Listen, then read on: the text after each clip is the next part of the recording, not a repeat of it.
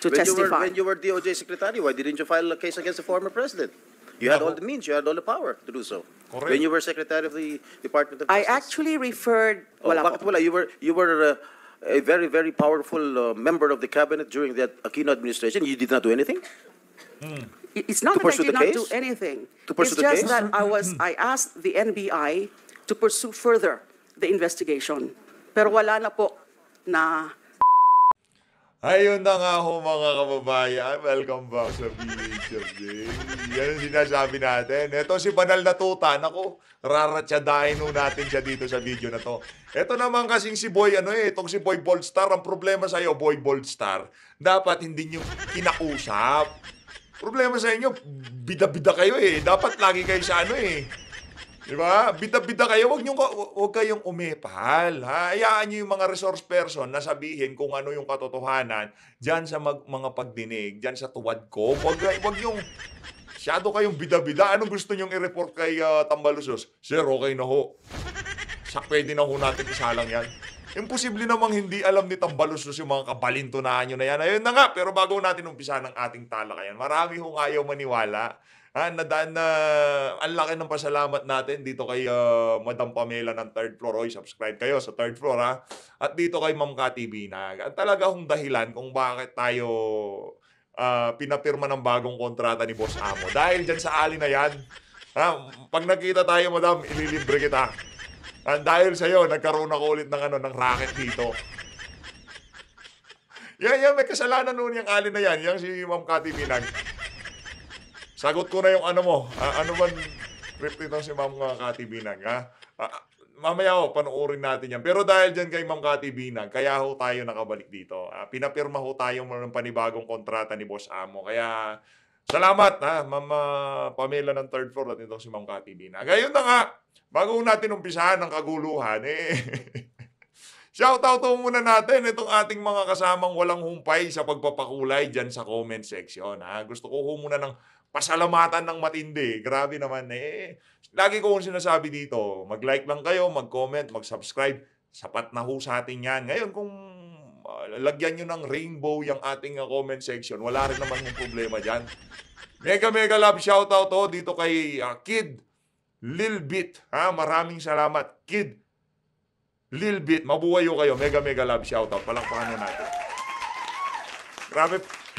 Pagbalik nitong si Balbasarado, talagang dire-diretso yung mga pakulay ng mga kababayan natin. Shoutout din dito kay Karen Atilo. Maraming salamat ho, Ma'am Karen Atilo. Di ko mabasa. Salamat sa reaction video, PH. You keep me updated sa mga relevant issue sa Pilipinas. God bless you po. Always. Karen from UK. Naku, ingat ho kayo dyan sa UK. Palakpakan natin si Ma'am Karen. Madam, yung join, nandyan lang sa gilid yun. Kung hindi nyo makita yun, mag-ano kayo sa cellphone nyo. Kailangan nyo atang mag-login dyan Kailangan nyo naka-login sa account nyo bago nyo makita yan. Pero nakapagpakulay kayo, ibig sabihin pwede yun. Pero again, hindi ho para ma-pressure yung mga kasama natin dito. Manood lang ho kayo, intindihin nyo yung mga pinag-uusapan natin. Sapat na ho yan kay PH Update. Mega love shoutout din ho dito kay Ray RTA. Maraming salamat ho. Mega love shoutout. Thank you ho dyan napakalaking ho yan. Masaya ho tayo dyan sa mga pakulay ng ating mga kababayan na yan. Mega love shoutout din ho dito kay Rene Familiar. Sir Rene, yan ang tunay na PH. Welcome back. Umiiyak na ho si Boy Popogi doon sa kabilang kwarto. Sabi ni Boss Amo sa akin, huwag ka mag-alala. Doon ka sa kabilang channel bumalagbag. Namimiss niya na daw bumalagbag. Eto na mga kababayan, balagbagan na. Umpisa na ho natin to. Unahin na ho muna natin itong si Boy Boldstar at itong si Banal na Tuta. Kasi ngayong mga panahon na to, balita ho natin. Ito yung bali-balita dyan sa gigigili. Di ka nga. Ito daw hong dalawa na to, mayat maya nag-uusap sa telepono. Yung parang para silang teenager na magka-phone call. Para daw yung kanilang pinag-uusapan sa mga ilinalabas na statement. Kasi iniikot ho nila ngayong mga panahon na to Nag-iikot-ikot yung mga yan, di ba? Nagpupunta ho sila sa iba't ibang radio, TV station para ibigay yung kanilang pahayag. Siyempre, yung dalawa na yan, ikilala ho yan sa pagiging dapat yung kanilang statement nagko-corroborate, di ba? Ngayon sila nag-uusap, ito, bro, dito sasabihin ko ha. Huwag mong ibahin yung sa'yo, may hayari tayo. Yun ho ang ginagawa nila ngayong mga panahon na to. Kaya naman, para dito kay Boy Banal na Tuta at dito kay Boy Boldstar, palakpakan ho natin. Ang galing nung ginawa niyo, sir. Napakatinding saludo ko doon. Dapat lahat ng iniimbitahan nyo dyan sa Tuwad Committee, kinakausap nyo muna. Para mas masaya, di ba? Balita ko, di nyo na daw ipapatawag si Tatay Digong. Mali ba yung outcome? Imbis ba na mapahiya itong si Duterte, lalo siyang minahal ng ating mga kababayan. Ang nababasa lang ho natin sa mga video na kung saan tinalakay ang yung EJK, ang sabi ng mga kababayan natin, hindi, masaya nung panahon ni Digong. Safe yung mga anak ko. Wala kaming problema sa karsada. Ngayon ng mga kababayan, pakalat-kalat ang ipinagbabawal na pulburon, no? Kaya dapat maibalik na ho talaga ang mga Duterte na to sa pwestong talagang mapapakinabangan natin ang taba ng kanilang mga utak. Kaya ito naman ho, yan na nga ba sinasabi natin dyan? Just in, utang ng Pilipinas umabot na sa 15.8 trillion. Palakpakan ho natin. Yung mga namigay ng napakaraming ayuda. May multiplier effect. Yan ang sinasabi natin. Di ba yung binibida nila, yung ayuda na yan, may multiplier effect yan. Magpapaganda yan sa kabuhayan ng ating mga kababayan. Di ba? Yun ang binibida nila dyan. Ang problema ho, pagkabigay mo sa ayuda, yun, mag-i-scatter na. Ako, hindi ko alam yung scatter na yan, ha? Hindi ko alam yung scatter na yun. Hindi ho natin alam yun, okay? Sinong nakakalam ng scatter dito? Hindi ho tayo nag-i-scatter. Alam nyo naman na galit ho tayo sa buwisit na sugal na yan. Pagkasugal na pinag-uusapan, naku, galit na galit dyan si PH Update. Hindi ho tayo nagpo-promote na sugal. Ayaw ho natin yung pagsusugal. At anong uri ng sugal? Ayaw natin.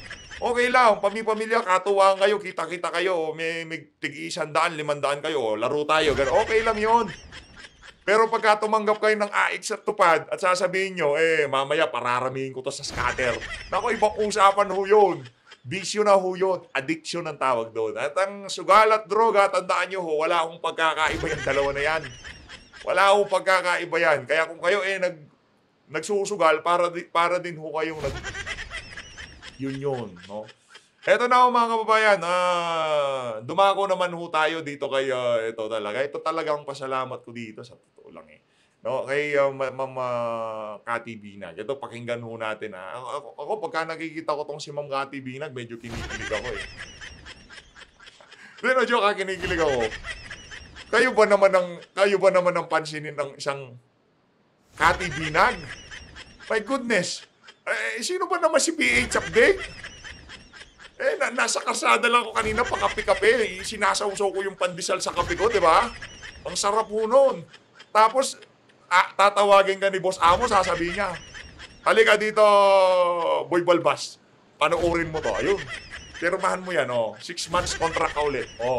Ayan, kaya thank you madam ha. Pag nagkita tayo, huwag kang mag-alala. Sagot ko na ang lipstick mo. Kay Ma'am Pamela naman, ano po yung sasagot natin kay Ma'am Pamela? Sagot ko na yung mga kakanin ni Ma'am Pamela. Di naman nagli-lipstick si Ma'am Pamela. Nagli-lipstick ba yun? Di naman, di ba? Ano yun Hindi ko alam. Nagli-lipstick ba si Ma'am Pamela? Hindi ko alam. Di ko nakita nagli-lipstick. Pero yung kakanin ni Ma'am Pamela at ni Sir Marlon, sagot na natin yan. Pero dito, dahil parang nagpe-paid na yung lipstick mo, madam. Inumpisahan mo ako Ito na. Game. Ay, walang music, walang tunog. Ayan, walang sound. Hi, PH. Pinapanood Grabe, kita no? ngayon. Hindi ko gusto yung bago mukha mo. Bakit naman, madam? Baka umiyak yung nasa kabilang kwarto, mahagulgul na nga, kanina pa Kala ko kung gagawa ng reaction video ngayon. Sabi ni Boss Amo, wala ka Brad. Doon ka na sa kabilang channel. Hindi ko alam kung anong kaganapan meron. Madam, sinisanti ako ng ilang araw Diba? Sinisanti ako. Pero nang dahil sa'yo, naibalik ako sa pwesto. Kaya, eto ka sa akin, madam, oh. Eto ka sa akin. Kung si Malupiton, burger ka sa kaniya, sa akin naman, heart ka sa akin. Hindi ko mag-gets. Parang ano eh. Oh. Ayoko sabihin yung word. Parang ka naging special. Naku, parang naging special, naku. Linagyan mo pa ako ng cheese sa ulo. Di ba, yung mga special lang, yung may cheese yan, di ba? Pagka tinapay, oh, may cheese yan, special yan. Ganun ba yun? Okay. Yan. Pakita ka sa akin. Palitan mo. O, yun na nga, madam. Binalik na ako ni Boss Amo dito. Yan na nga ho, mga kababayan. Yun no, ang napakabilis na pagbati sa atin itong si... Walang permiso sa pagpo-post ko nito, ha. Personal lang to, pero dahil ganyan katindi sa akin itong si Ma'am Cathy Binag at itong si Ma'am Pamela. Si Ma'am Pamela ngayon medyo busy, eh. No? Ano kaya pinagkakaabalahan ng ali na yun, no? Hindi, ano ngayon siya, sabi niya, busy, no? Sabi niya, PH, daan ako dyan, ha? O kailan, madam? Maya-maya sabi, hindi na ako nakadaan, busy ako, eh. Sabi ko sa kanya, ano nangyari dito sa alin na to?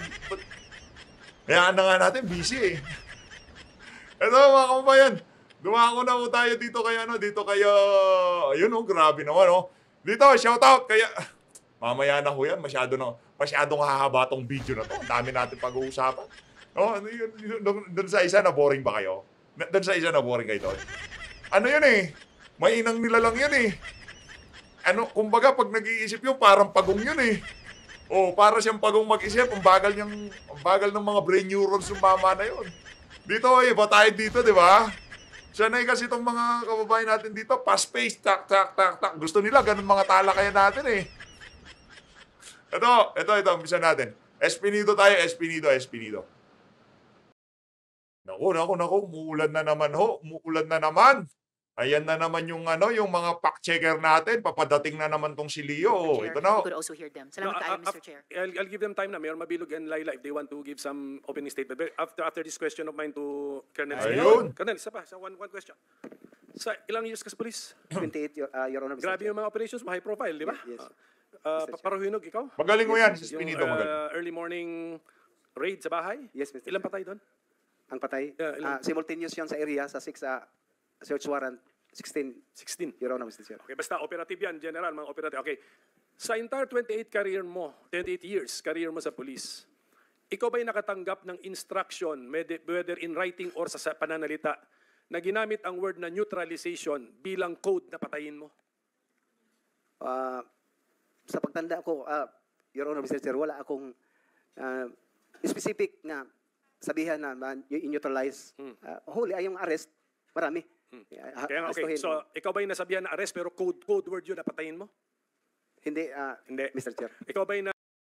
Naku, wala akong mga ganong klase. Walang ganong code word. Paano ba yan? Na-derail na naman yung mga argumento at punto de vista nila dyan sa Tuwad Committee. Ibinibida ko kasi nila, ang code word daw pagka may gugurgurin, neutralize, tarabauhin. Di ba? nagamitan ng ibang word na code word sa napatayin mo? Wala. May isa, Your Honor, Mr. Chair, yung trabahoin. Okay. Patrabaho yung ganun. Pero Anong basa mo nun? Anong intindi mo dun sa trabaho? Game. mo? the result din, Mr. Chair, hulihin, yun na talaga palagi ang Pero anong ending anong ending ng specific na trinabaho mo? Napatay o nahuli? nahuli. Nahuli yun. Nahuli. Maalala mo pa pangalan sino yung subject matter nung trabahuin mo na nahuli, ang ending ay nahuli din? Mayor ng Gandara, Samar, Mr. Chair, with the person of Mayor Cabuños, at saka may apat niya na security na police na warranted. Anong year yun? More or less? 2011, 2010, 11, Your Honor, Mr. Chair. Yung pagtatanong ko sa iyo, pang credibility questions na po ito kasi Yes. hindi naman, drug war ba yan? Hindi. Hindi. Yes. So, just to test yung credibility po. Apo. Seto ba to? Yes. Are we commencing questioning Colonel Espinido, Mr. Chair? Sana ng time lang kung may opening statement si Mayor Mabilog at saka si Senator Laila de Lima, and then after their opening statements, kung meron man, hindi ko kayo pipilitin, then we now open the questioning. But we will follow the order. May order tayo, tapos magti 10 minutes po tayo, pero kung pwede mag-request, iklian natin mga 5 minutes per senator. Okay, so ladies first, Senator Laila De Lima, just in case you want to deliver a statement. Sasalita ka pa, De Lima? Huwag na. Yes, Very yes, short. go ahead, ma'am. Very short, Your Honor. Okay. Mr. Chair and the Oh. honorable members Oh, of... wag na. Eh, tagal mo eh. Sabi mo, very short lang eh. Wag na. Ayun, Only game. resource person po kayo. Okay, Chair, if I okay, may. sa Senate Thank you, President. Mr. Chair. A few questions addressed to former Senator De Lima. During your time as chairperson of the Commission on Human Rights, when did you start serving as the chairman of the Commission on Human Rights, if I may ask? I was appointed in 2008 Up to 2010. to 2010. All right. When I was appointed as the Secretary of All right. Justice. Did you conduct investigations regarding EJKs? Yes, Madam the CHR and bank All right. conducted public inquiry right there in Davao City. May I know kung ano-ano po yung mga lugar na inimbestigahan nyo tungkol sa EJK? Nako. Yung tungkol pa sa lugar, it was actually the entirety of Davao City because of the phenomenon of GDS. At inimbitahan nga po namin the former mayor who appeared and acted as resource person, and mga ilan-ilan na mga opisyal, maraming opisyal actually, the city councilors, barangay chairman, PNP officials.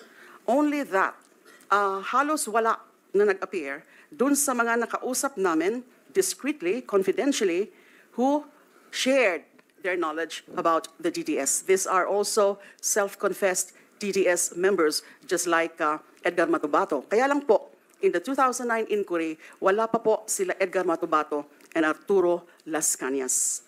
Na-mention yung mga pangalan nila, pero wala pa po sila doon. Hindi pa ho namin sila na-access at hindi ho na-present doon sa DDS inquiry. So, Madam, alam mo, kaya hindi nyo sila ma-access kasi magaling sa inyo si Trillanes.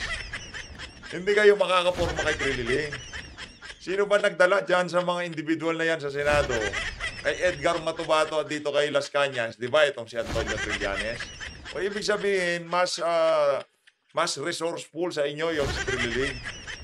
wala ho kayong results ng investigation.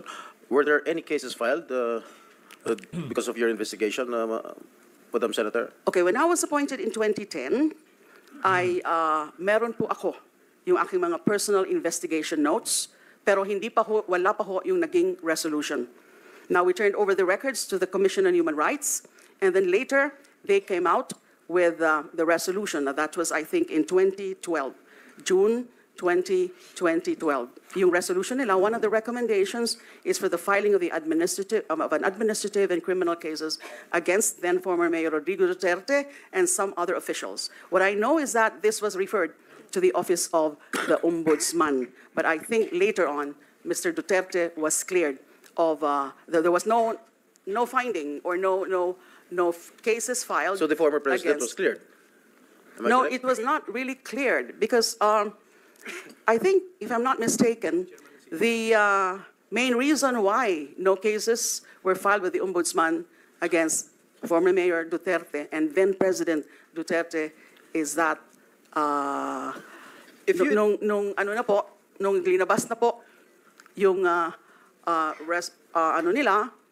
from the Ombudsman is he was already the president. Well, So on during, the presidential immunity. in the course of your investigation, when you were CHR chairman, and you think that the former president was involved in the in killings in his hometown in Davao, why didn't you file cases against him? Yun. The investigation was conducted.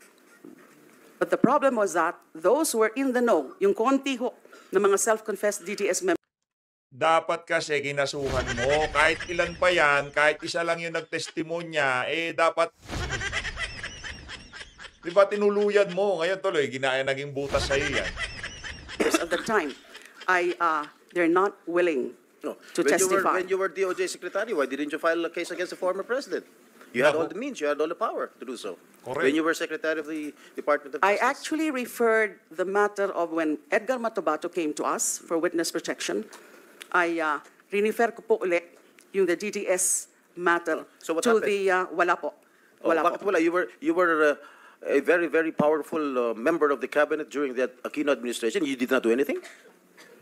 It's not To that I pursue did the not case? do anything. To pursue It's the just case? that I asked the NBI to pursue further the investigation.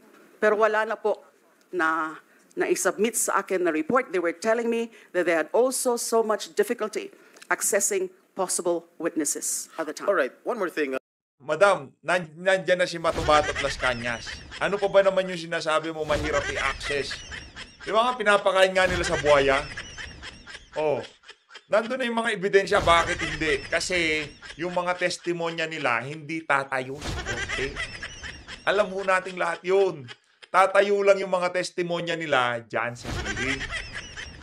Dyan sa mga, sa mga pangtuwad ko, pang senado, pang ganun-ganun lang. Diba? Hindi. Pagka dinala sa korte, baka makita pa lang sila ng, judge, eh. Diba? Mukha pa lang ni Matabato at Las Cañas, diba? Madam former Senator, why is it only in Davao that you had this investigation? Bakit Davao lang? Why were you so focused and why are you so concentrated in investigating Davao?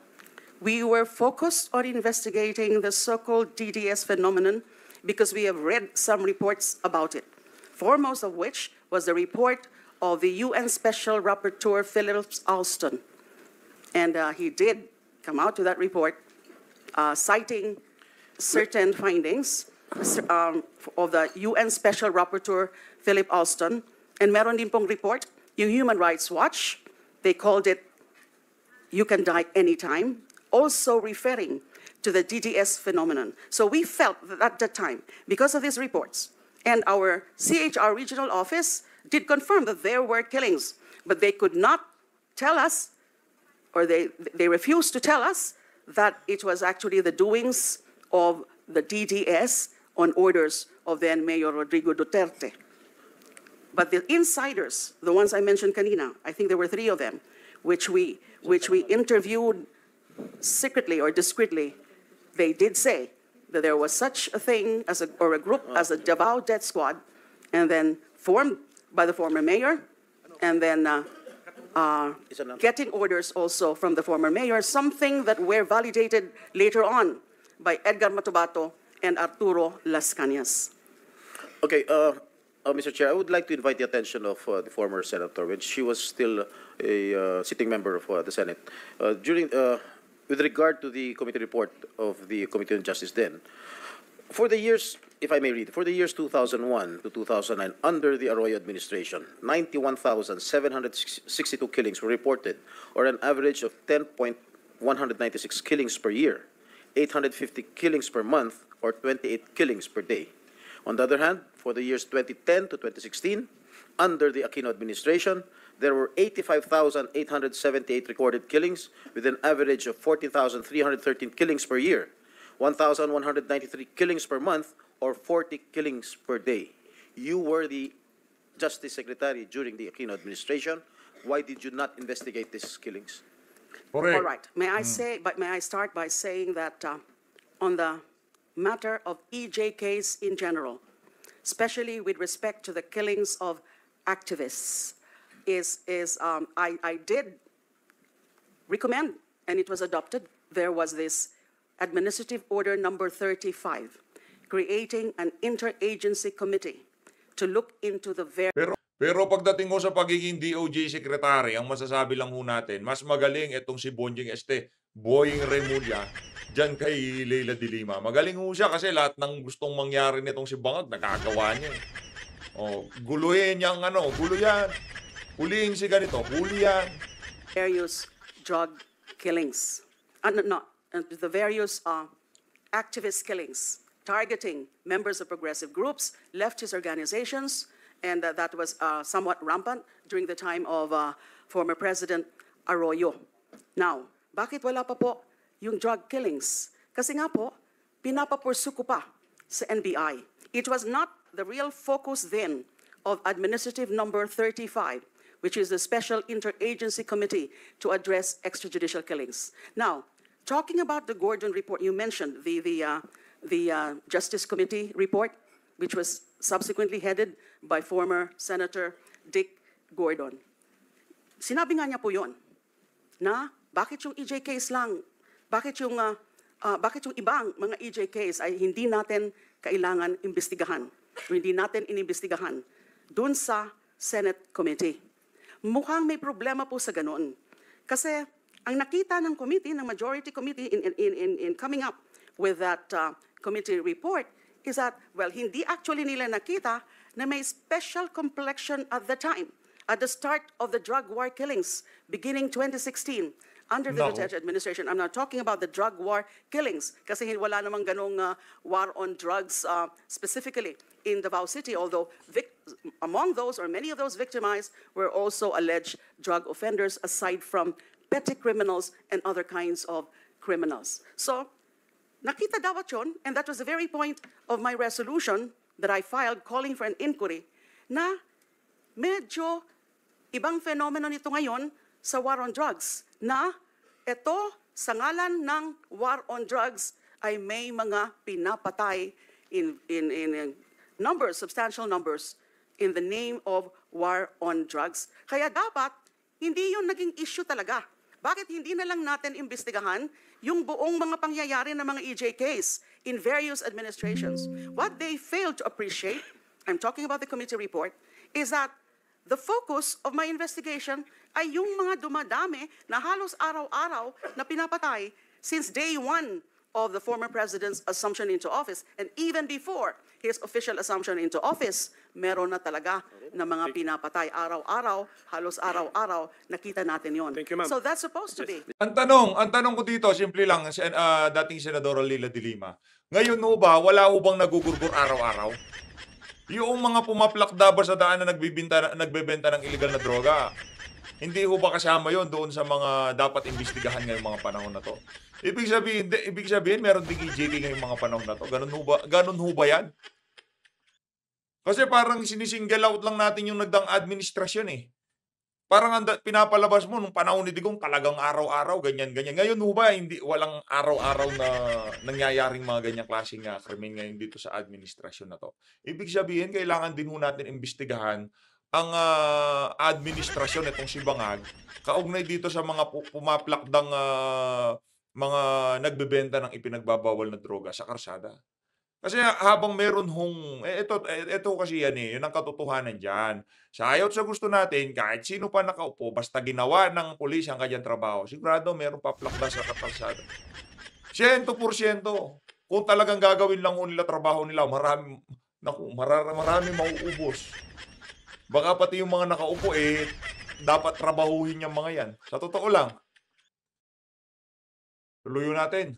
Philippine War on Illegal Drugs. Okay. I know malaking overlap niya sa EJK because marami siguro ngang napatay in the name of Philippine War on Illegal Drugs. But this is not strictly an EJK hearing or investigation. Okay? Basta klaruhin ko lang po sa inyo lahat, lalo na sa members ng subcommittee.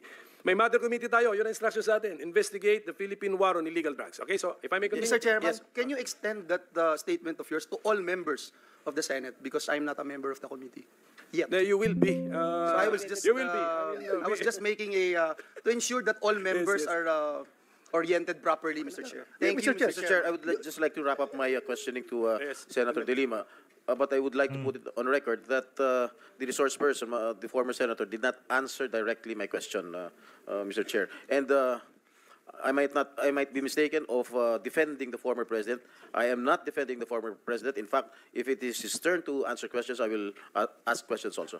Darating po tayo. So, anyways, Senator De Lima will be present in the future hearings. Yes, Senator Risa? Hello. Yes, salamat kayo, Mr. Chair. Just a brief manifestation. Kanina mention was made of a resource person na Nandiyan ka na naman kaayo. Salamat kaayo, Mr. Chair. Salamat kaayo, Mr. Chair. Nag-trending yung kaayo mo na yan, ha? Kahit tayo, hindi natin alam ibig sabihin ng kaayo. Pwede na lang maraming salamat, Mr. Chair. Yun na lang. Ano pa? imbitahin din natin to the next hearing. And a personal detail about that resource person. Gusto ko lang i-make off record na it is already common knowledge na dahil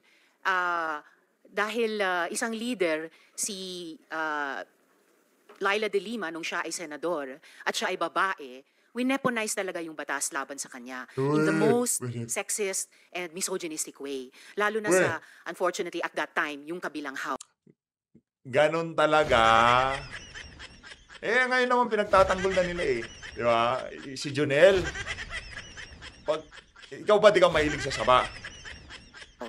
So I look forward dun sa ipepresent niya sa komiteng ito, Mr. Chair, yung kanyang pag-aaral, comparison, nung napag-alaman, nung CHR, nung siya ay chair, tungkol sa mga extrajudicial killings sa Davao City, at comparison nun sa nakita nilang ng komite niya dito sa Senado na EJ case, panahon ng war on drugs. And I look forward na hindi natin papayagang maulit yung pambabastos na ginawa sa kanya, lalo na sa kabilang house noon at sa online trolling. Teka lang, wala nang pambabastos, di ba? Yung Junel, ganon? Yung nagsusubukan sa loob ng sasakyan?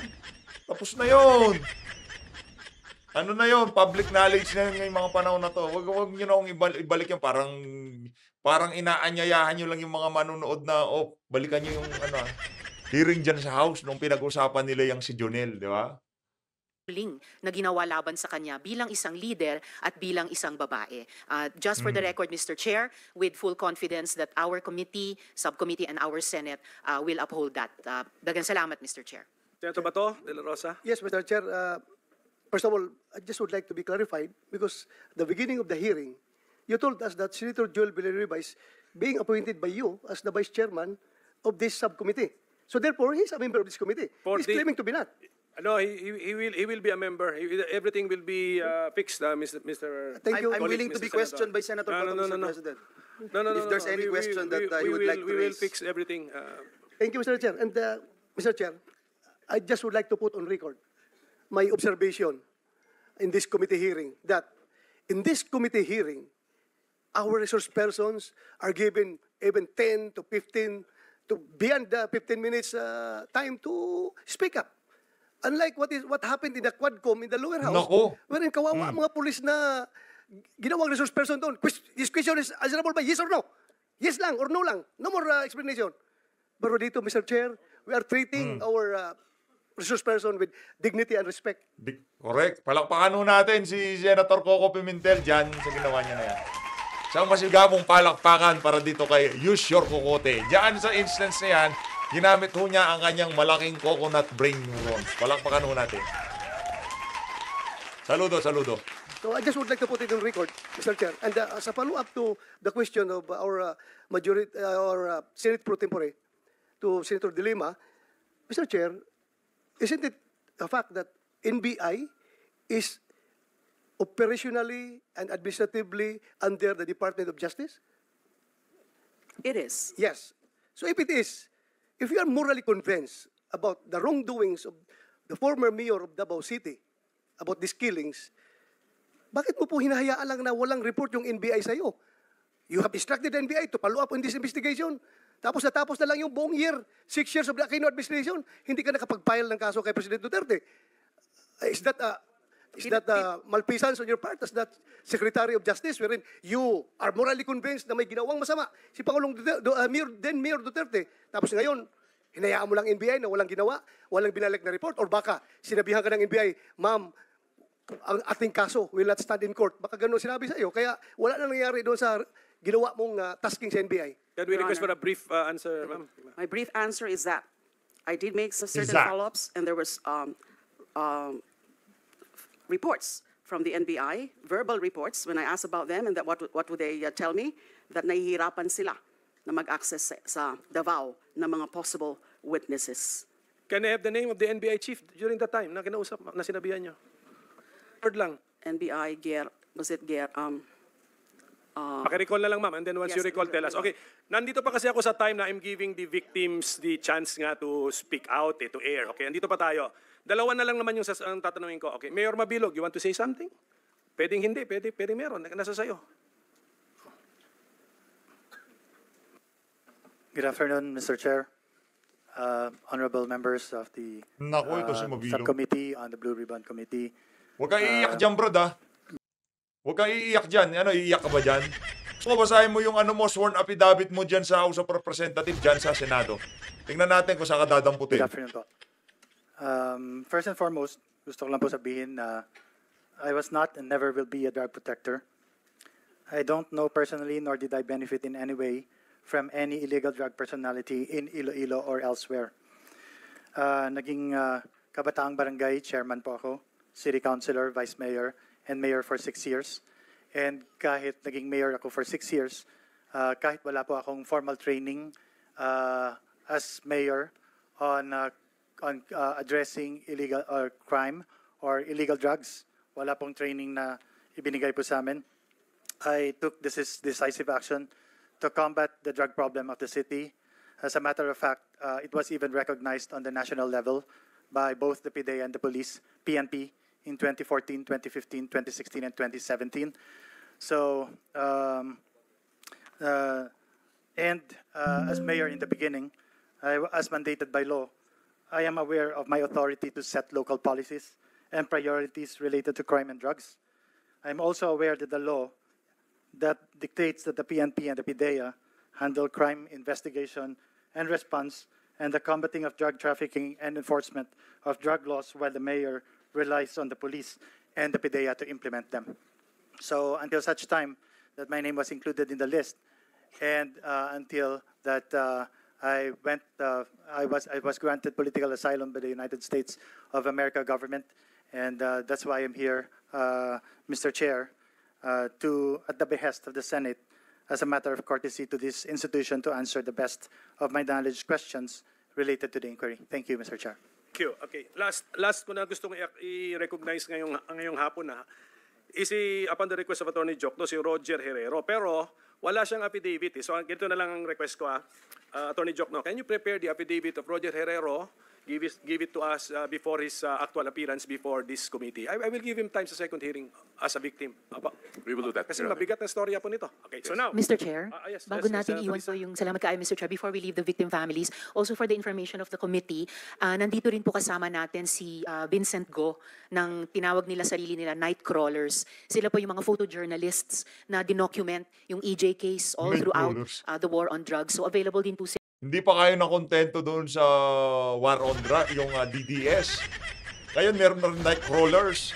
sila, Mr. Chair, to answer any questions of the senators. Pambihira talaga. Sige, oh. Vincent Vincent Go, Go, Mr. Chair. Salamat can I kaayo, make the Mr. Chair. request to your organization, Night Crawlers, if you can make a 5-minute presentation sa next hearing? I expect na maganda mga pictures doon kasi I think you are a photojournalist or you have a photographer. So sa next hearing na po, Mr. Go, please organize your data. So nasabi ko na yun. So we will now go into the questioning proper by the senators by order of appearance, but we give priority to our officers. But ganito, wala kasi sila, Ayun na nga mga kababayan, dito na una tatapusin ang ating reaction video. Maraming salamat po sa pagsuporta sa PH Update. Mag-ingat po kayo lahat. Mahalin natin ang Pilipinas. Saludo, saludo.